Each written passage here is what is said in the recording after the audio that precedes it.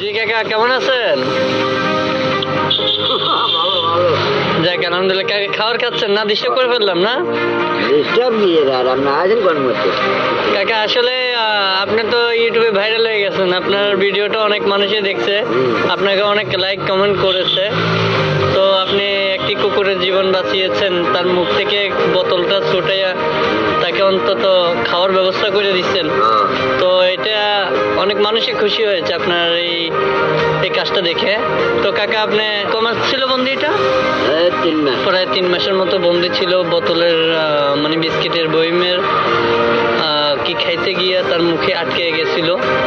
তো দর্শক, সেই জিনিসটা 3 মাস পর্যন্ত সেই কুকুরের মুখেই ছিল, তাই সেই কুকুরটা খাওয়া দাওয়া ঠিক মতো করতে পারেনি, অনাহারে জীবনযাপন কাটিয়েছে। তো অনেক কষ্ট সেই কুকুরটা সহ্য করেছে।